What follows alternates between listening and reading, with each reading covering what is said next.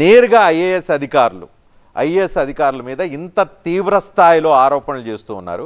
ఈరోజు బొత్స సత్యనారాయణ అంటున్నారు కేంద్ర మంత్రిగా పురంధరేశ్వర్ చేశారు, అధికారులు ఎలా నియమించబడతారు, వాళ్ళు ఇండియన్ సర్వీస్ ఆఫీసర్స్ వాళ్ళ మీద ఈ తరహా ఆరోపణలు చేయటం కరెక్టేనా అని చెప్పి ప్రశ్నిస్తున్నారు. ఎందుకు చేయాల్సి వచ్చింది ఈ ఆరోపణలకు ఇంతగా కట్టుబడి ఉన్నారా? పోలీస్ అధికారులు అంటున్నట్లుగా మా పని మేము చేసుకొని ఇవ్వాలి, మా మనోస్థైర్యాన్ని దెబ్బతీయొద్దు అని వాళ్ళు అడుగుతున్న దానికి మీరు చెప్పే సమాధానం ఏంటి?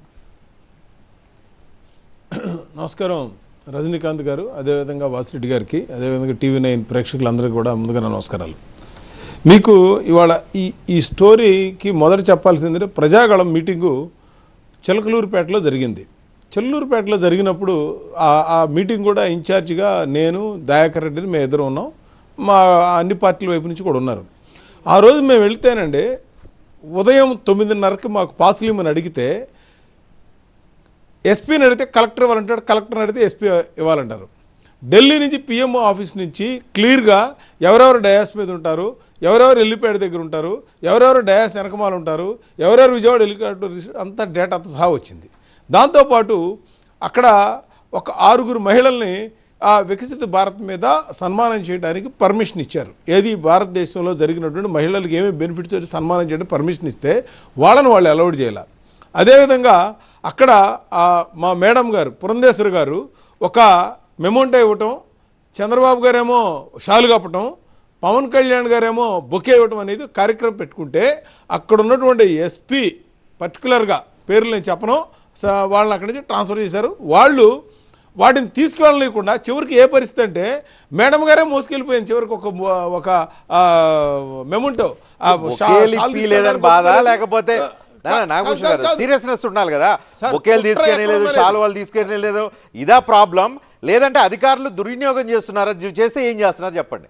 బొకేలు తీసుకురావడం అనేది పెద్ద సమస్య కాదు నా దృష్టిలో, దుర్వినియోగం చేస్తుంటే అది పెద్ద సమస్య. అది కాదు సార్, మీరు ఇంత చిన్న దగ్గర కూడా చిన్న విషయాల దగ్గర అంత కుట్రపూరితంగా చేస్తుంటే ఎలక్షన్లో వీళ్ళకున్న ఇంట్రెస్ట్ ఏందనేది ఇక్కడ మీకు ఎస్టాబ్లిష్ చేయడం నా ఉద్దేశం.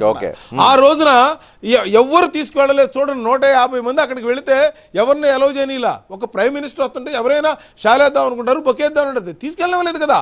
మీరు కాలిడర్ లైవ్ చూడండి. ఇంకొకటి అది అయిపోయిన తర్వాత కూడా ఈ రోజున పురంధేశ్వరి గారు ఏం చెప్తున్నారు, ఐఏఎస్లైనా ఐపీఎస్లైనా మామూలుగా వాళ్ళు ఎలక్షన్ కోడ్ వచ్చిన తర్వాత వాళ్ళ బాధ్యత వాళ్ళు గవర్నమెంట్ యొక్క ఆర్డర్స్ కాకుండా ఎలక్షన్ కమిషను లేదా స్వతంత్రంగా పనిచేయాలి. ఇవాళ మరి అంత పెద్ద ప్రైమ్ మినిస్టర్ వచ్చినప్పుడు సరే బొకేలు వదిలేండి సార్, డీజోన్లోకి బాటిల్స్ వస్తాయండి. ప్రైమ్ మినిస్టర్ గారు లేచి మైకులు ఆ స్టాండ్ల మీద దిగండి, మీకు డేంజరు, పడిపోతారని చెప్పే పరిస్థితికి పోలీసుల వ్యవస్థను వదిలేశారు. అంత దారుణమైన పరిస్థితి. ఇవాళ సిఎస్ ఉన్నారు, సిఎస్కి మరి ఆయన రెస్పాన్సిబిలిటీ కదా. అదే డీజీపీ ఉన్నారు, ఆయన చూడాలి, ఇంటెలిజెన్స్ చీఫ్ ఉన్నారు, ఆయన చూడాలి. ఎవ్వరు కూడా ఆ ఒక్క మీటింగ్ దగ్గర నుంచి మొదలు పెడితే ఈ రోజుకి కూడా మమ్మల్ని ఇబ్బంది మొదలు పెడతా ఉన్నారు ఇవాళ రాజకీయంగా. మరి ఇందాక చెప్తున్నా ఫోన్ ట్యాపింగ్ అనేది కూడా మీరు చూస్తూ ఉన్నారు ఇవాళ. ఇందాక వేమిరెడ్డి ప్రభాకర్ రెడ్డి మిస్సెస్ ది విజయసాయి రెడ్డి గారు అందరూ కూర్చొని ఇందాక టీవీలో చూస్తున్నాను, ఆ వాయిస్ వినిపిస్తున్నారు. అంటే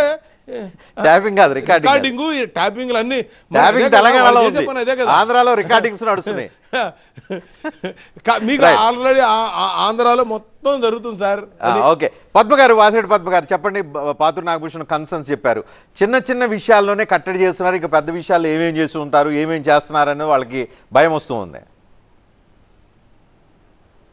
ఇప్పుడు సాక్షాత్తు ప్రధానమంత్రి గారు వస్తున్నటువంటి సభని నిర్వహించలేక అటు తెలుగుదేశం పార్టీ ఇటు బీజేపీ నిర్వహించడం చేతగాక చివరికి టవర్ ఎక్కడానికి కూడా పోలీసుల వైఫల్యం అనేటటువంటి ఇదిలో చెప్తూ ఉంటే చాలా ఆశ్చర్యం కలుగుతుంది. టవర్ ఎక్కడని ప్రోత్సహించింది ఎవరు? మోడీ గారు వస్తుంటే దానికి సంబంధించినటువంటిది ఒక బిల్డప్ ఇవ్వాలని ఎక్కించింది మీరు ఎక్కించిన తర్వాత ఆయన దిగమంటే దానికి పోలీసుల తప్పు అనేటటువంటి పద్ధతిలో మాట్లాడడం అనేటటువంటిది ఇది చాలా ఆశ్చర్యకరమైనటువంటి విషయం. ఇంకొకటి చిన్న చిన్న విషయాలు ఇవన్న బొకేలు శాలువాలకు సంబంధించినటువంటి బొకేలు శాలువాలకు సంబంధించినటువంటిది ఒక సెక్యూరిటీ చెక్ ఉంటుంది, దాని తర్వాత బొకేలు వెళ్తాయి. అది ఆర్గనైజ్ చేసుకోవడం మీకు చేతగాక మైకులు పనిచేసేటటువంటి ఒక సిస్టమ్ని పెట్టుకోవడం, జనాన్ని ఆర్గనైజ్ చేయడం, మైకుల మీద పడకుండా చూసుకోవడం, ఇదేం తెలియక మోడీ గారి సాక్షాత్తు ఈ దేశంలో ఎక్కడా కూడా జరగనటువంటి ఘోరమైనటువంటి ఫెయిల్యూర్తో కూటమి సభ జరుపుకొని దానికి పోలీసుల వైఫల్యం అని చెప్తూ ఉంటే ఎలా దీన్ని నవ్వాలాడవాలో నాకైతే అర్థం కాదు. చిలకలూరుపేట సభ కంట్రోల్ చేయాల్సిన బాధ్యత పోలీసులండి. అక్కడ మైకుల దగ్గర పెట్టాల్సిన బాధ్యత పోలీసులు. కంట్రోల్ చేస్తారండి. మీటింగ్ మీది, మీటింగ్ ప్లేస్ మీది, సభ వేదిక మీది. సభ వేదిక మీద పోలీసులు ఎక్కి కంట్రోల్ చేయరండి. సభ వేదిక మీద లీడర్స్ కంట్రోల్ చేయాలి. ఆ లీడర్షిప్ మీకు లేకుండా పోయింది. ప్రైమ్ మినిస్టర్ వస్తున్నాడు, ప్రపంచవ్యాప్తంగా పేరున్నటువంటి వ్యక్తి. అటువంటి వ్యక్తి మీరు చూసుకోవడం ఏంటంటే సెక్యూరిటీ వాళ్ళు ఎలా చేయాలి కదా, ఎవిడెన్స్